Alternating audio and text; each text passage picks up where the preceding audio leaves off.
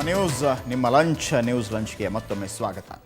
ಇಷ್ಟವಿಲ್ಲದ ವ್ಯಕ್ತಿಗೆ ಸಚಿವ ಬಿಜೆ ಪುಟ್ಟಸ್ವಾಮಿ ಬಲವಂತವಾಗಿ ಸ್ವಾಮೀಜಿ ಪಟ್ಟ ಕಟ್ಟಲು ತಯಾರಿ ನಡೆಸಿದ್ದಾರೆ ಅನ್ನೋ ಆರೋಪ ಕೇಳಿ ಬಂದಿದೆ. ಇದು ಈ ಕ್ಷಣದ ಬ್ರೇಕಿಂಗ್ ನ್ಯೂಸ್.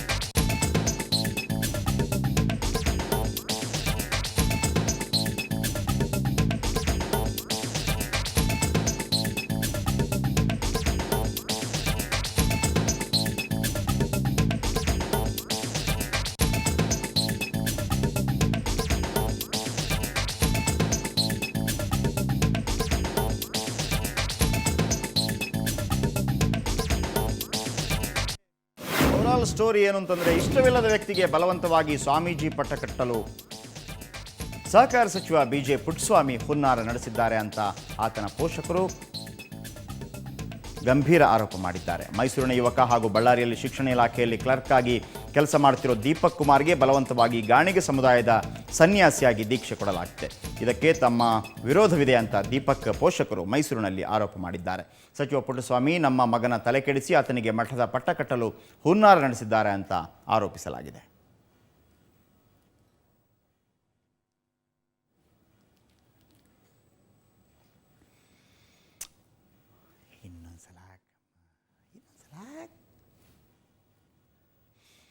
ಓಕೆ, ಇದು ಈ ಕ್ಷಣಕ್ಕೆ ಬಂದಿರುವಂಥ ದೊಡ್ಡ ಸುದ್ದಿ ಏನು ಅಂತಂದರೆ, ಇಷ್ಟವಿಲ್ಲದ ವ್ಯಕ್ತಿಯೊಬ್ಬರಿಗೆ ಬಲವಂತವಾಗಿ ಸನ್ಯಾಸಿ ದೀಕ್ಷೆ ತೊಡಿಸುವಂಥ ಪ್ರಯತ್ನವನ್ನು ಸಹಕಾರ ಸಚಿವ ಬಿಜೆ ಪುಟ್ಟಸ್ವಾಮಿ ಮಾಡ್ತಾ ಇದ್ದಾರೆ ಅಂತೇಳಿ ಆ ಸನ್ಯಾಸಿಯನ್ನಾಗಿ ಮಾಡಲು ಹೊರಟಿರುವಂತಹ ದೀಪಕ್ ಕುಮಾರ್ನ ಪೋಷಕರು ಆರೋಪಿಸಿದ್ದಾರೆ. ಅಂದರೆ ಮೈಸೂರಿನ ಯುವಕ ಹಾಗೂ ಬಳ್ಳಾರಿಯಲ್ಲಿ ಶಿಕ್ಷಣ ಇಲಾಖೆಯಲ್ಲಿ ಕ್ಲರ್ಕ್ ಆಗಿ ಕೆಲಸ ಮಾಡ್ತಿರೋ ದೀಪಕ್ ಕುಮಾರ್ಗೆ ಬಲವಂತವಾಗಿ ಗಾಣಿಗ ಸಮುದಾಯದ ಸನ್ಯಾಸಿಯಾಗಿ ದೀಕ್ಷೆ ಕೊಡಲಾಗ್ತಾ ಇದೆ.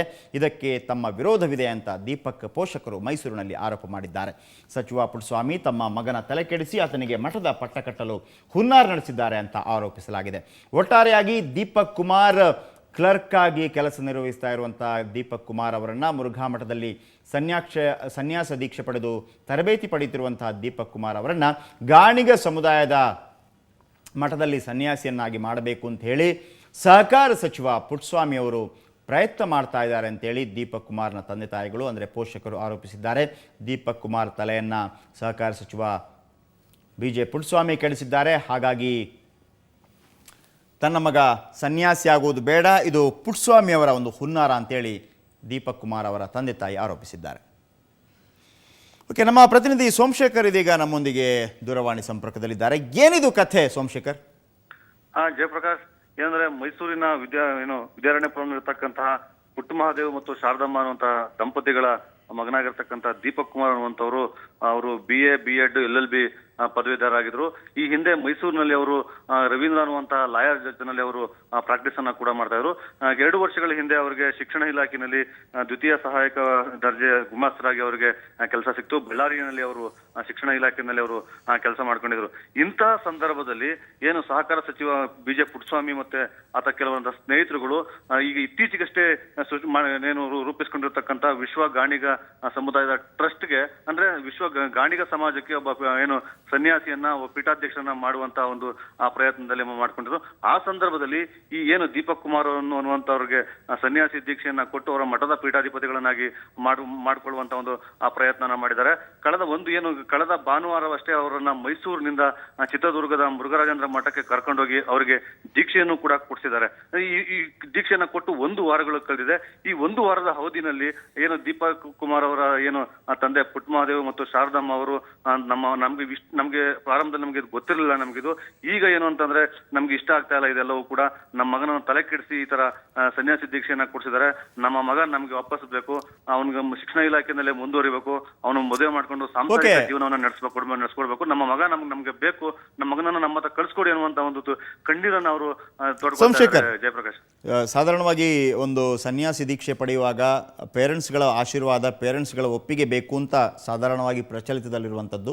ಸೊ ಈ ರೀತಿ ಸನ್ಯಾಸಿ ದೀಕ್ಷೆ ಕೊಡೋದಕ್ಕಿಂತ ಮೊದಲು, ಅವರನ್ನು ಗಾಣಿಗ ಸಮುದಾಯದ ಸನ್ಯಾಸಿನಾಗಿ ಮಾಡೋದು ಮೊದಲು ದೀಪಕ್ ಕುಮಾರ್ ಅವರ ತಂದೆ ತಾಯಿಯ ಬಳಿ ಏನಾದರೂ ಮಾತುಕತೆ ನಡೆದಿತ್ತಾ, ಅಥವಾ ಸಹಕಾರ ಸಚಿವರು ಪುಟ್ಟಸ್ವಾಮಿ ಅವರು ಮಾತುಕತೆ ನಡೆಸಿದ್ರ, ಆಗ ಅವರು ಒಪ್ಪಿ ಈಗ ಅದಕ್ಕೆ ಬೇಡ ಅಂತಿದ್ದಾರೆ, ಹೇಗೆ? ಹೌದು ಜಯಪ್ರಕಾಶ್, ಏನಂದ್ರೆ ಈ ಒಂದು ವಾರಗಳ ಹಿಂದೆ ಅವ್ರ ತಂದೆ ತಾಯಿಗಳು ಕೂಡ ಅವರು ಕೇಳ್ಕೊಂಡಿದ್ರು. ಅವ್ರ ಈ ಕೆಲವೊಂದು ವರ್ಷಗಳ ಹಿಂದೆ ಆತ ಏನು ದೀಪಕ್ ಕುಮಾರ್ ಅವರು ನಾನು ಮದುವೆನೇ ಆಗೋದಿಲ್ಲ, ನಾನು ಸಮಾಜ ಸೇವೆ ಮಾಡ್ತೀನಿ ಅನ್ನುವಂತ ಒಂದು ರೀತಿ ಅವರು ಆ ತರದ ಒಂದು ಮನೋಭಾವನೆಯನ್ನ ತೋಡ್ಕೊಳ್ತಾ ಇದ್ರು. ಆ ಸಂದರ್ಭದಲ್ಲಿ ಇವರು ಇಡೀ ರಾಜ್ಯಾದ್ಯಂತ ಏನು ಗಾಣಿಗ ಸಮಾಜಕ್ಕೆ ಪೀಠಾಧಿಪತಿಗಳನ್ನ ಮಾಡುವಂತ ನಿಟ್ಟಿನಲ್ಲಿ ಬಹಳಷ್ಟು ಜನರನ್ನ ಹುಡುಕಾಡಿದ್ದಾರೆ.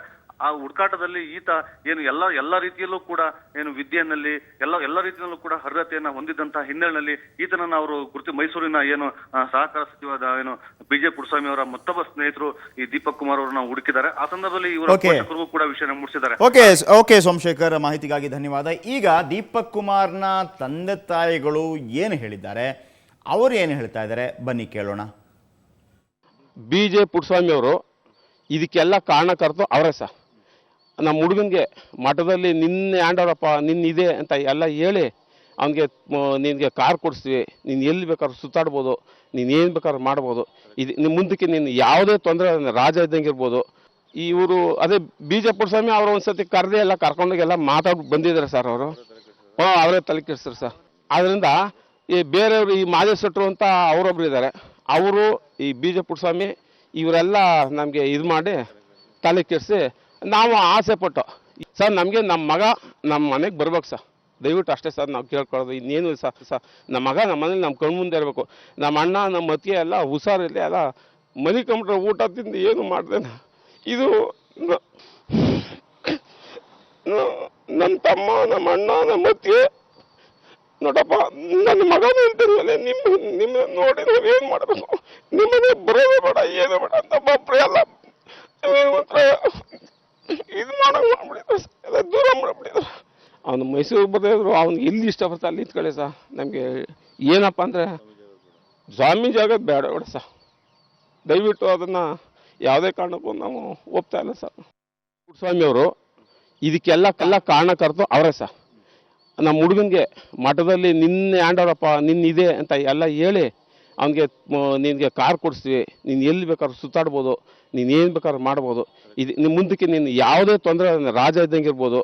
ಇವರು ಅದೇ ಬಿಜೆ ಪುಟ್ಟಸ್ವಾಮಿ ಅವರು ಒಂದ್ಸತಿ ಕರೆದೇ ಎಲ್ಲ ಕರ್ಕೊಂಡೋಗೆಲ್ಲ ಮಾತಾಡಿ ಬಂದಿದ್ದಾರೆ ಸರ್. ಅವರು ಅವರೇ ತಲೆ ಕೆಡಿಸ್ತಾರೆ ಸರ್.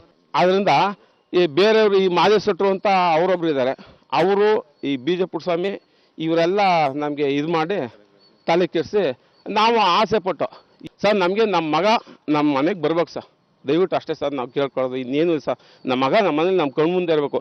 ನಮ್ಮ ಅಣ್ಣ ನಮ್ಮ ಅತ್ತಿಗೆ ಎಲ್ಲ ಹುಷಾರಿಲ್ಲ, ಎಲ್ಲ ಮನೆ ಕಂಬಿಟ್ರೆ ಊಟ ತಿಂದು ಏನು ಮಾಡ್ದೇನೆ. ಇದು ನನ್ನ ತಮ್ಮ ನಮ್ಮ ಅಣ್ಣ ನಮ್ಮ ಅತ್ತಿಗೆ ನೋಡಪ್ಪ, ನನ್ನ ಮಗನೇ ಅಂತಿದ್ಮೇಲೆ ನಿಮ್ಮ ನೋಡಿ ನಾವು ಏನು ಮಾಡಬೇಕು, ನಿಮ್ಮನೆ ಬರೋದೇ ಬೇಡ ಏನು ಬೇಡ ಅಂತ ಒಬ್ಬರು ಎಲ್ಲ ಇದು ಮಾಡೋಂಗೆ. ಓಕೆ, ನ್ಯೂಸ್ ಲಂಚ್ನಲ್ಲಿ ಈಗ ಒಂದು ಬ್ರೇಕ್ ನಂತರ ಮತ್ತೆ ನ್ಯೂಸ್ ಮುಂದುವರಿಯುತ್ತೆ. ನೀವು ನಿಮ್ಮ ಲಂಚ್ ಮುಂದುವರಿಸಿ.